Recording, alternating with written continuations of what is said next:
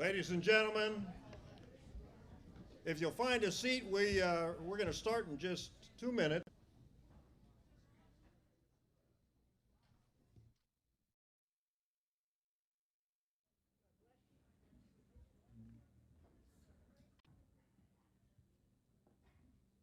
So again, good afternoon, ladies and gentlemen. Stand as we advance the colors, the flag of the United States of America.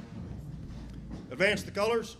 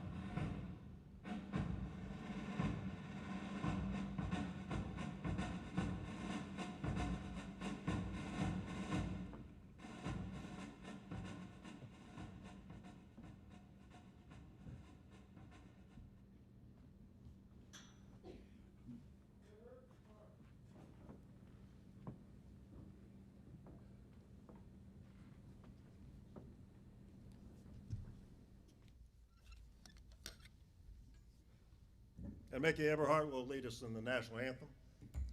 I'm not a solo singer, so please sing loudly and join in. Delight, what so proudly we hailed at the twilight's last gleaming, whose broad stripes and bright stars through the perilous fight were so gallantly streaming, and the rocket's red glare, the bombs bursting in air, gave proof through the night that our flag was still there. Oh, say does that save o'er the land of the free and the home of the brave? Thank you.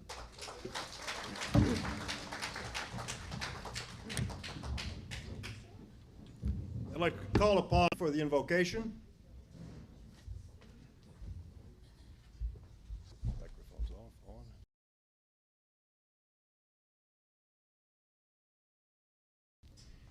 Gracious and eternal God, we gather here today to dedicate this bridge not only as a passage across water and land, but as a lasting tribute to the one who walked a far more difficult road in service alone, who served with courage and commitment during the Vietnam War.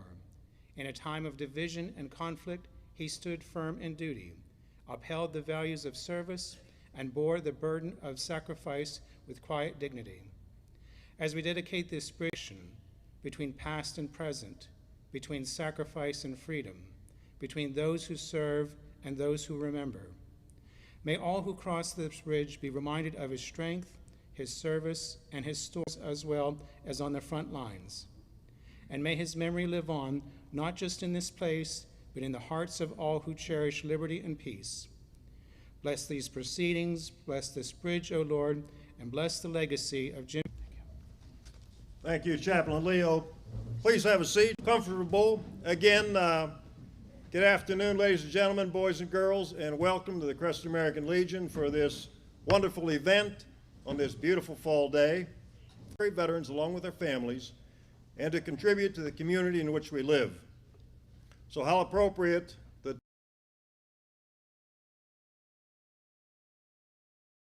Jimmy Sloan, one of 12 children, number 10, memory.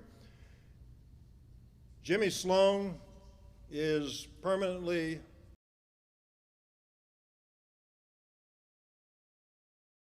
honor, along with his father John, brothers Patrick J., brother Paul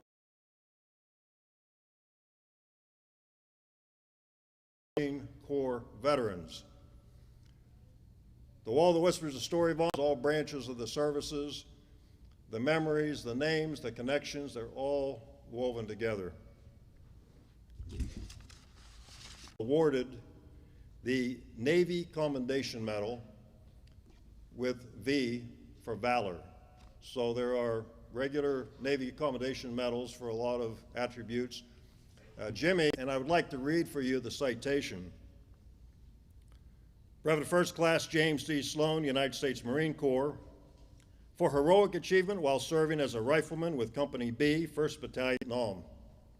On 22 August 1968, a squad from Company B was conducting a combat patrol northeast of the rock pile when the Marines came under heavy.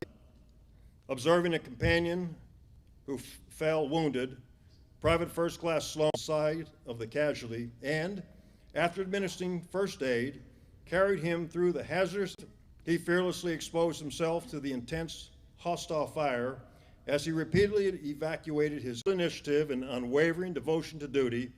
At great potential risk, Private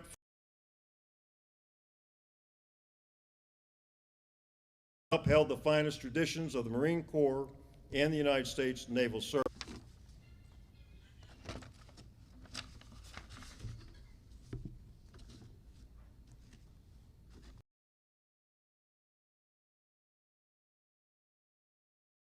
To introduce to you State Representative Jim Rigby.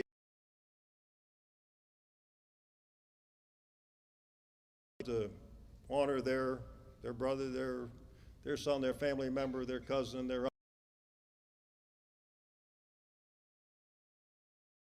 State Representative Jim Rigby, who orchestrated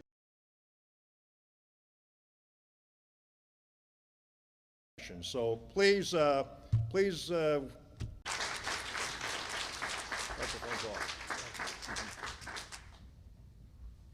you.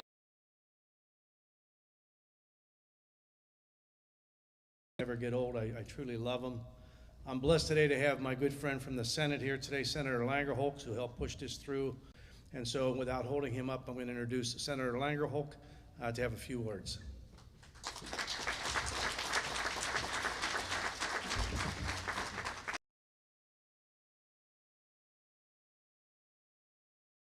Thank you so much for the invitation. These are so important on so many levels. Who heeded the call of a nation at a time when that maybe was not a reminder for this generation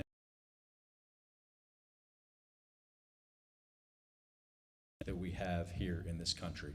And the process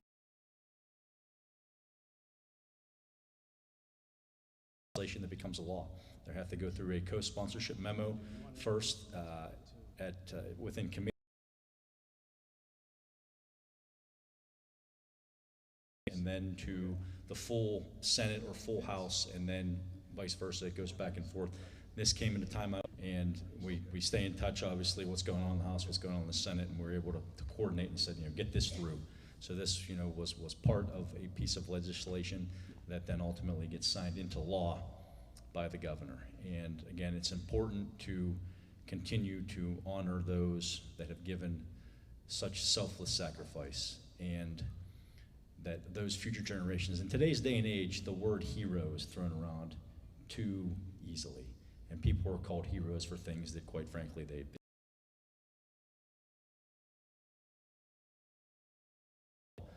of a nation. And I thank you for allowing me the opportunity to speak here, and I thank all of our veterans here that are in attendance for heeding the call of our great nation, and let us never be made by so many. Thank you again. God bless America.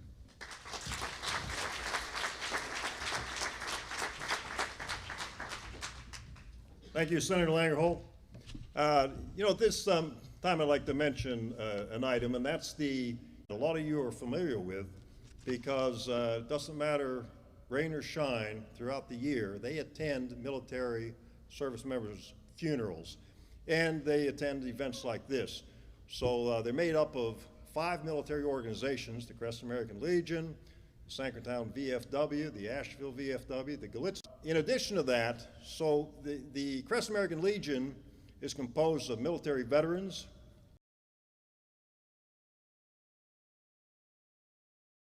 patriotic members, over 700 members. But the auxiliary, this room that looks so great,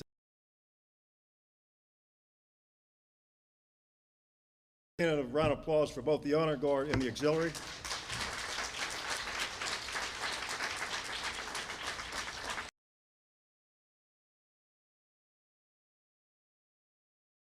PennDOT District 9 Assistant District Executive Vince Greenland, who's up next. Vince.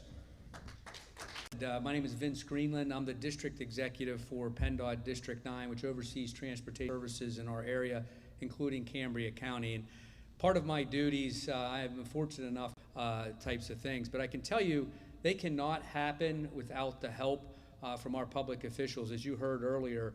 So I wanted to thank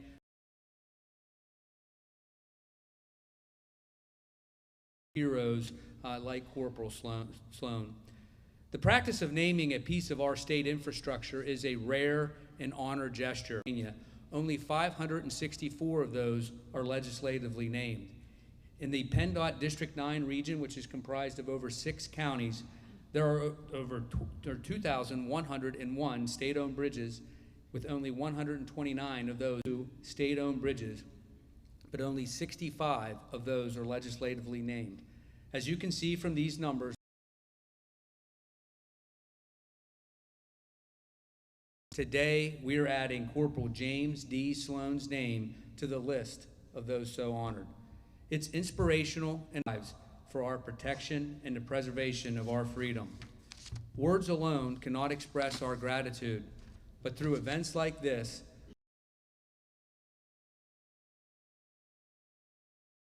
noble service of the men and women of our armed forces, and share their stories with those present today, as well as those who travel across bridges such as this. From today forward, the citizens of Cambria honors Corporal James D. Sloan. This signage and designation will serve as a reminder of the contributions and sacrifices that he made to his community. I, along with everyone at PennDOT and those who were involved in the creation of these memorials, are proud and honored.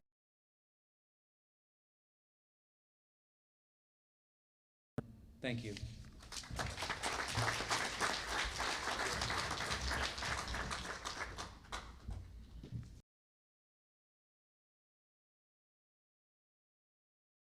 A couple of family members and friends who would like to make some remarks.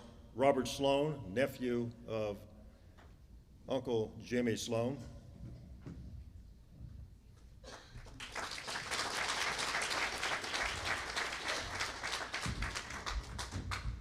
Good afternoon. On behalf of our family, we want to thank you all for being here. Just like Mickey said she wasn't a soloist, bear with me, I'm not a speaker. So many people, and we wanted to take some time to thank those people. First and foremost, to State Representative Jim Rigby. Jim and his staff worked tirelessly to get these bridges for your hard work and your help. To the Lilly Borough Council, who I see back there, Bill Patterson, Paul Skidowski, and I know I'm missing some of you guys, and Claudine, your borough secretary. American Legion, Scott Eberhardt, thank you. To the Legion Auxiliary, we appreciate your setup and everything that you do for our veterans, for standing with our veterans every single day. We appreciate you. The Sankertown VFW, Mick Hoover and Tom Williams, your presence with us today means the world to us. I can't set up a printer either, that's why I'm reading from my phone. My Uncle Jimmy was a proud Marine. Like many veterans, he carried wounds that weren't visible. PTSD is a very heavy burden, and too many of our heroes face it in silence.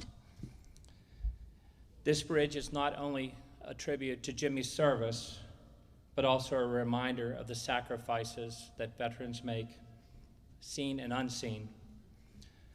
Above all, Jimmy was a son, a brother, a cousin, and a soldier who loved his community. Naming this bridge after him ensures that his story and the story of so many others like him will never be forgotten. As we cross this bridge in the years ahead, may we remember Jimmy for his service, his big heart, his love for his family and his friends, his love for his country, and may it inspire us to honor all veterans with compassion and care. Thank you again to everyone who made this day possible. Senator Langerholt, I didn't know you were coming. Thank you.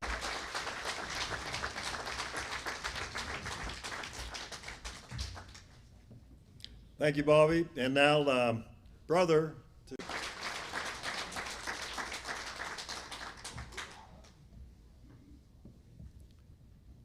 As PJ makes his way up, the America Room, you entered the Legion through the front foyer, and the America Room was off to your left. There's a picture from the American Legion magazine, I believe in 1960, and it's the Marine Corps Guard at the Iwo Jima Memorial, 1960 edition of the American Legion magazine, front cover. And PJ Sloan, he can point out which one of those persons is him. He's on that cover.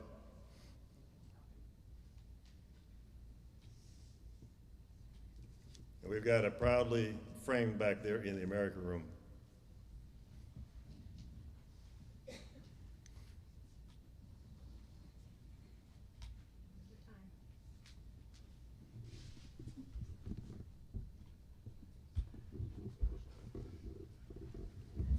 He doesn't move real fast, but he's a talker. Well, you said everything I was going to say. I don't know what to say now. But anyway, the Sloans were very proud people. I had a friend that was doing some work down in Lilly, and he said to the guy that owned the house, "Do you remember the Sloans?" And the guy said, "Oh yeah, they were real mean people. You didn't mess with the Sloans." And the guy said to him, "Even PJ, he was a fighter." And the guy said, No. PJ always liked to dance with the girls. He didn't. But anyway, we all had a good time. My mother had a big family. I'll be honest with you, I really didn't know my brothers and my sisters that well. They were mostly gone by the time I was in the Marines.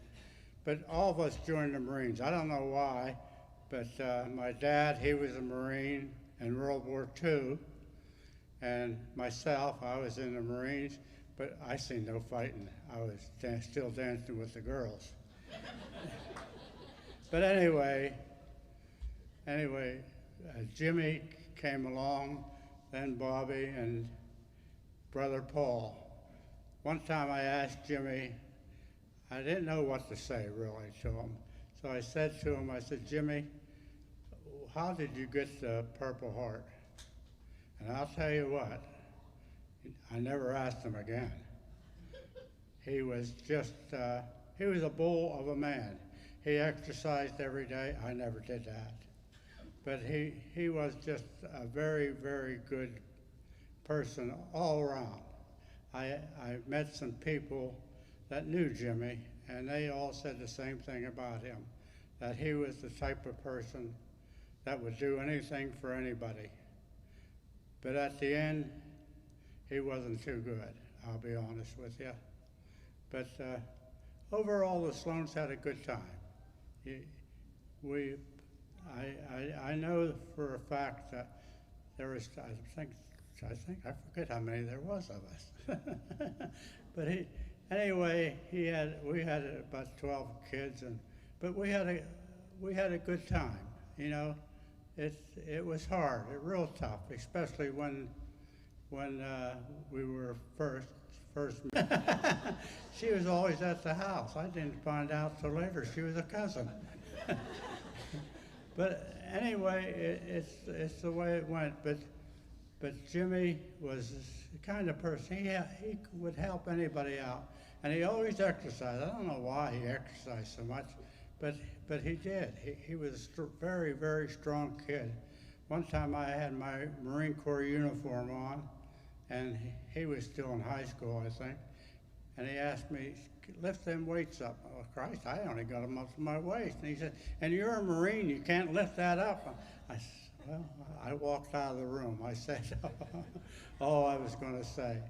But my two daughters, they didn't remember this, but when you were in minutes on the telephone, but you never heard what the other person, then he gave you the telephone. You said 5 things that you wanted to say to him, and that was it. So my youngest daughter came in the room and said, there was somebody on the phone, but they talked real funny to me. They did, but he shut up. But anyway, I'm like my brother, Jimmy. I thank you all. It's a great honor here today to have his picture everywhere. It was just nice. So I thank everybody that's here today. But it's a real pleasure being here. Thank you.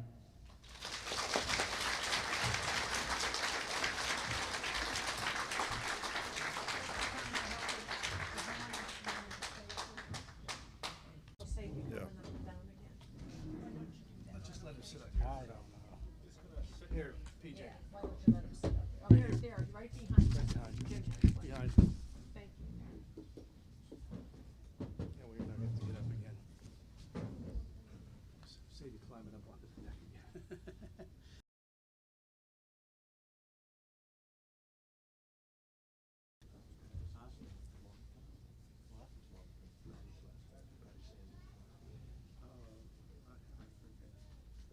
Thank you for the wonderful remarks, PJ.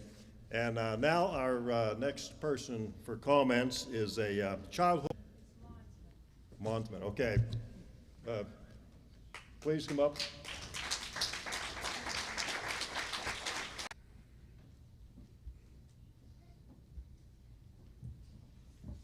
So Mickey says she's not a good singer. Bobby says he's not a good speaker, and apparently I can't read that well. Patty, What do I do here? you're on there. I've been asked to do a few things today, and the first thing that I've been asked to do is to mention or to speak a little bit about post-traumatic stress disorder. I think we all know that Jimmy suffered from that. Obviously, I can't do microphones. So I think the best definition that I heard of post-traumatic stress disorder, it is such a terrible event that you never expect to live through it. And then you have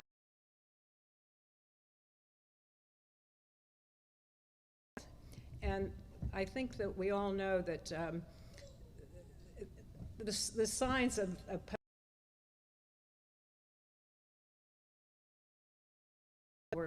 World War I, it was called shell shock. After World War II, and up through the Vietnam War, that post-traumatic stress disorder was actually made it into the medical lexicon and became an official diagnosis. And hallmark symptom or sign of post-traumatic stress disorder is diagnostic studies that when they examine patients who have, or people that have post-traumatic stress disorder, they actually find that there are structural damages in the brain. The two of them that are most common motion, and that is the amygdala, and the other one is the hippocampus, which has to do with memory. And if you think about that, what happens? You know, intense emotion happens during the flashback, and the memory brings all that together. So when people have these flashbacks through that whole experience again, and they found that between 6 and 15%, and I think it's higher to 15%, that all veterans suffer from some form of post-traumatic stress disorder.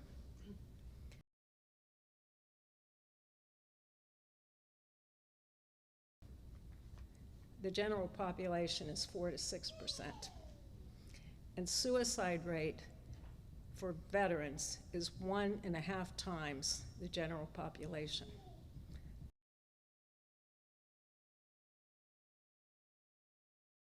A bone, what happens? You know, they make sure it's in good alignment, they slap a cast on, say, come back in 6 weeks, we'll take it off and you'll be perfect. How do you treat this disorder? It's too difficult. There's some cognitive therapies, there's some that they're doing with rapid eye motion.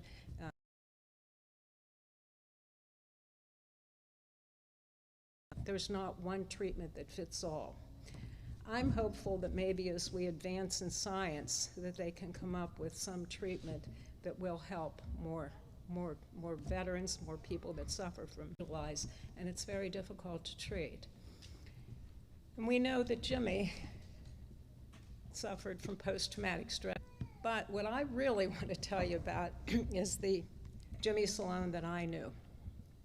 Jimmy's sister when we first met, and we were together in the summer, and I'm his older brother by almost 2 years for Flo, and because I was always there and underfoot, and I didn't have a big brother, he decided that, I think PJ mentioned about the Sloans being, well, we all know they're very proud Irish.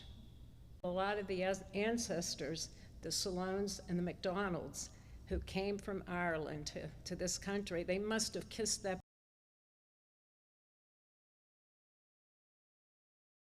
storytelling. He was so good at telling stories that we would beg him to tell us stories. Most of them were happy stories and funny stories, but many times in the summer,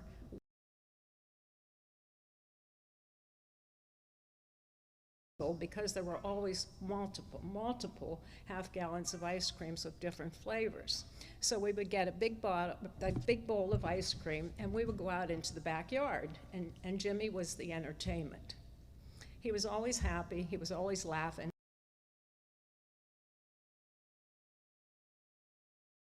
To tell us were stories that would enthrall us and scare us, because he would tell us stories about ghosts who were in town, and the serial killers with machetes and big knives that were in the woods, just waiting for us. Sad that we developed a case of horripilation, goosebumps. That's the fancy word for goose. You're up at PJ's and it's very crowded and people are like in your space. I think that if you look at them and say, you know, sometimes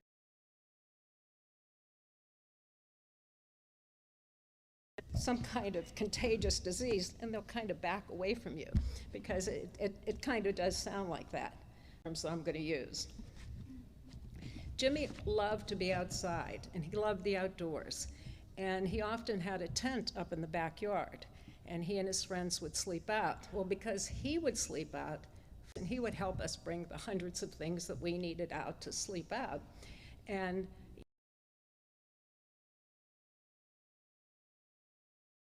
comfortable. And one time he literally went in the house, took the twin mattresses off the beds in her room and brought them out to us. The TV program, hooked up a TV so that we could watch it, and then brought a lamp out so we wouldn't be in the dark. But Jimmy, he knew that we were never, ever, ever going to make it to midnight. Take us after he went in and we heard a noise because we were sure that was those serial killers were after us. And we would be running into the house, pounding on his door saying, you got to come out and help us bring all this stuff in. And I think of the many times that we slept out, and not one time did we ever make it to 1 a.m. Sometimes Jimmy was, we didn't always respect his boundaries, I think. Because I asked Flo this recently, I said, why, when we were going out, and we always had something to iron, or why we did it, but he did it. And he was really very, very, very accommodating to us. And we weren't totally selfish.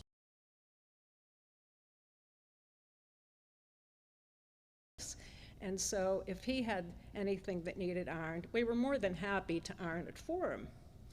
And before we would leave, he used to get a little squeamish when he would come into his room and my head would be on the ironing board and Flo would be ironing my hair. Usually he'd come in and he'd look at us doing that and he'd just shake his head and leave. The one time he came in and he kind of stood there for a while and he said, you know, if she burned your head and stick her head in the toilet for being stupid enough to do that. Fortunately, she was very good at ironing my head. She never even once burnt me, so we didn't have to cross that. We decided, we were probably about 15, we decided, you know, we're going to learn how to smoke. So and I can't remember, and they were pell-mell unfiltered. So we went through the cemetery. It's one after the other. Then we got so sick. We had headache, nauseous, dizzy. We were so dizzy, or if he just found us slumped on the beds moaning. And I think at first I think he thought we were drunk, you know, where he thought we got alcohol. But so he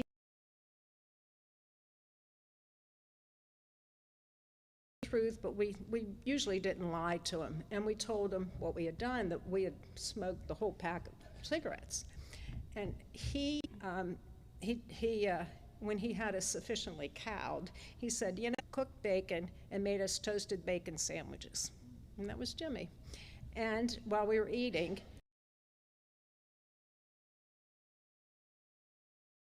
we would never steal anything again. Now, I can't vouch for Flo, but I can tell you I never did steal anything after that, although I'm sure she didn't either. A full-time job.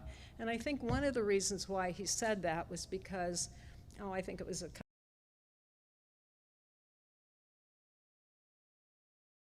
and we told him, we said, Jimmy, we're taking driver's ed. And, you know, we're really good in driver's ed, but we never had been out of the classroom and had never been behind the wheel of the car.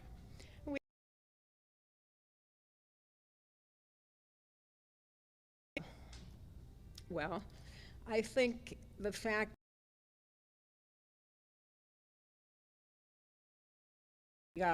probably had something to do with the curbs that we ran.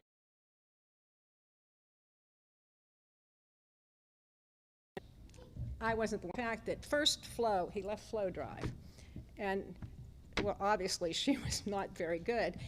And he took over driving and he said, okay, he said, now, this is what's going to happen. He said, First Street.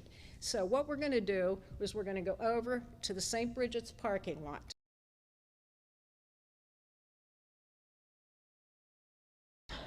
So it must have, one of those two worked, because I think we actually, conversation that you have with somebody and it sticks with you forever. You know, it's imprinted in your memory and you can remember every single detail. Waiting for Flo to finish getting ready, as I usually spend half my team.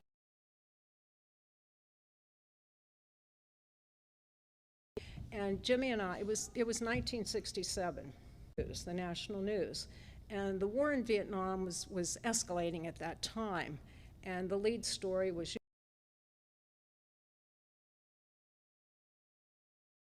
were very high.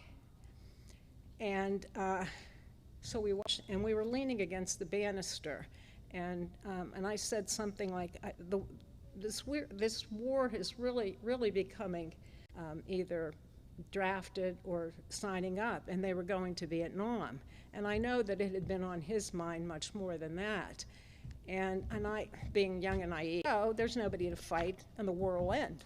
Or why doesn't everybody burn their draft card?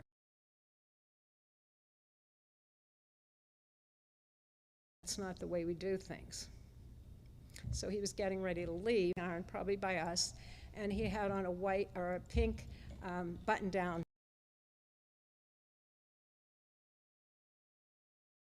red and wearing pink, but he actually looked very good in pink. And I said, hey,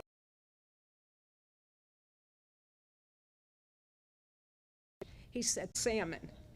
And he went down the steps, and as he was getting in the car, he turned around and he looked at me and he said, Marine. And he did. Jimmy came back, but Jimmy didn't come back whole. He left his fallen friends and fellow soldiers.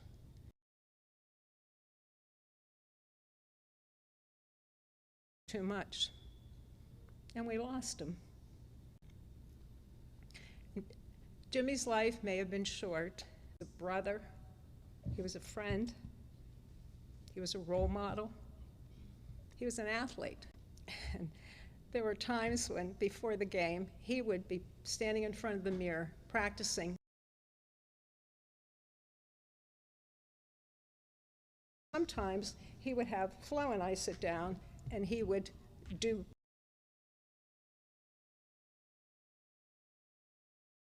thought were the scariest. Must have worked because we had a winning football team. I think he was kidding when he said he ran track just to keep one step ahead of us.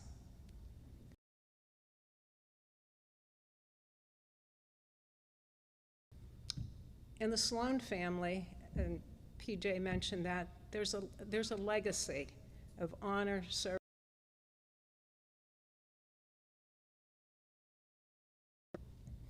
in World War II. PJ honorably served. Paul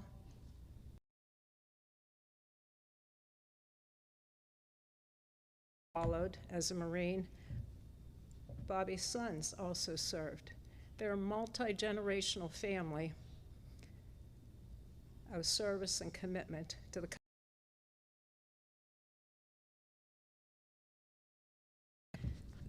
There are many family members today here to participate in our hometown of Lilly. Many of these family members never even knew Jimmy. They were born long after he died. But they know about him. They know about him from their parents, their grandparents.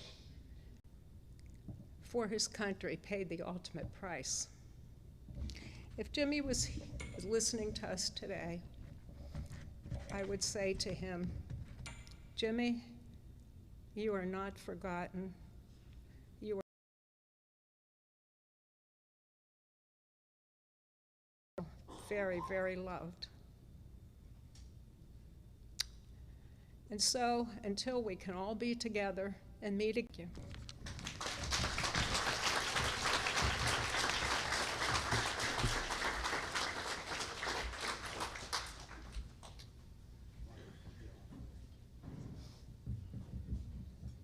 Thank you, Patty, for the memories and the kind remarks. And please again join me in welcoming our state representative and keynote speaker, Jim Rigby.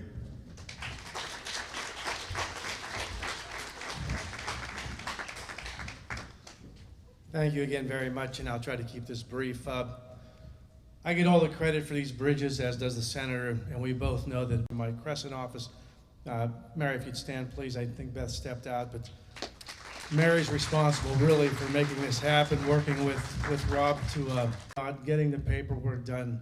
I get to stand here and present it, but quite honestly, I do very little to make it happen. And I'm embarrassed to say that, but I've got great staff, and I'm thankful that I do. Media folks get an opportunity to see that we're out in the community and we're taking care of our veterans. And I think it's very important. I think it's important that our children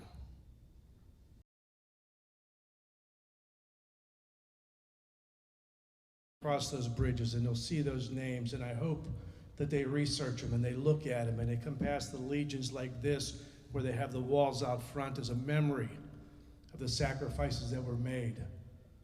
I tried to go in and I wrote, and to this day I regret it. 3 friends of mine are all retired from military. We were going in on a buddy system, and I think about it all the time.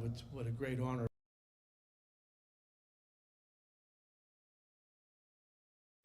Got me a little bit closer to community service, but never got to give that heartfelt give to my country as a serviceman. So I thank all of you that are here.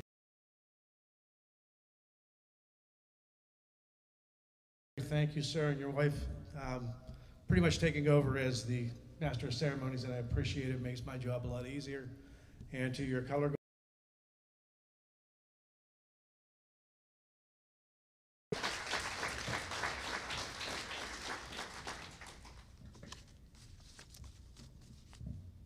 What brings us here today is the dedication of the result of House Bill 182, which was introduced by myself, and I serve portions of Cambria and Somerset County.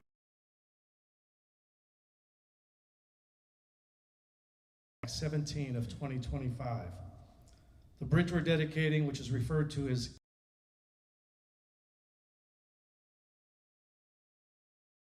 in Lilly Borough, Cambria County.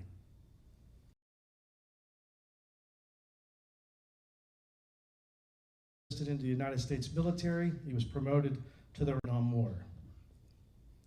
He was awarded the National Defense Medal, Vietnam Campaign Medal, Vietnam Service Medal, Combat Action Medal, Navy Accommodation Medal, V Device, Purple Heart Medal, and the Rifle Marksman Badge. Tragically, upon his return, Corporal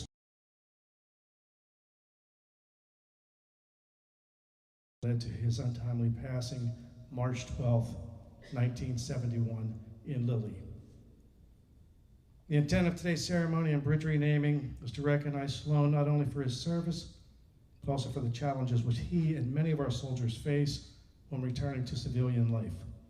The Department of Transportation shall erect and maintain and appropriate signs displaying the name of the bridge to the traffic on both sides of the bridge, and that was being displayed. They were going to unveil it at 10 after 1 today, so those signs are now up, that when you leave here, if you pass, you will see them. I will note that we talked about PTSD, and I can tell you there's legislation that we've been working on is now going to be called PTSI, post-traumatic. To take care of those that are coming home and suffering from it, not just our military, but our first responders and everybody else. So again, we thank you. I do have a small token. I have the governor's pen and the bill number I'd like to present, Rod, to you, and you can share with your family or whoever you'd like to give it to if you come up.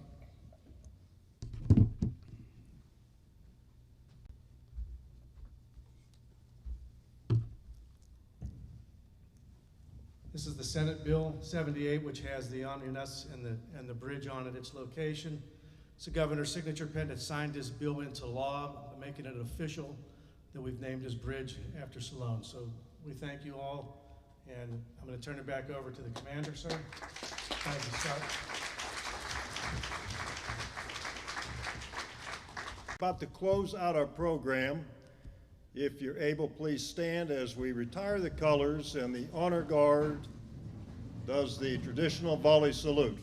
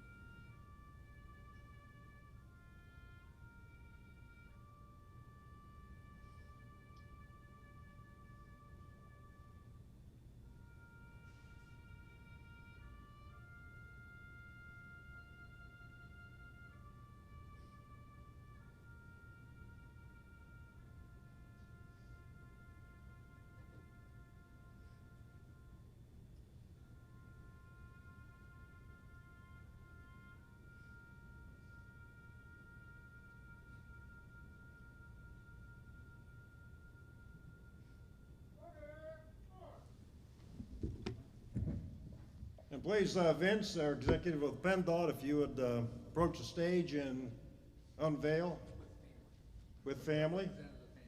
If the family would come up, please.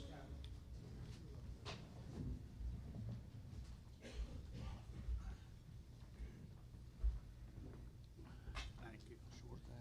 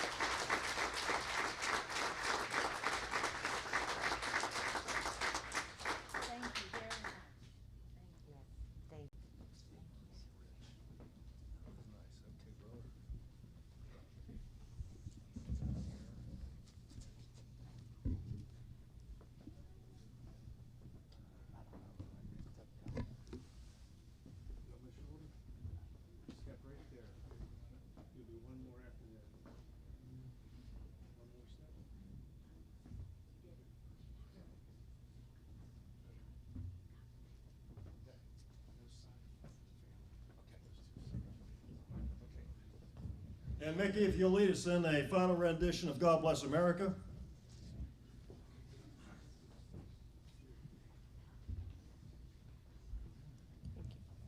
Since we've all come to grips with our shortcomings today, please sing your heart out. One verse of God Bless America. God bless America, land that I love. Stand beside her and guide her through the night with the light from above. From the mountains to the prairies, to the oceans white with foam. God bless America, my home, sweet home. God bless America, my home, sweet home. God bless the Sloan family.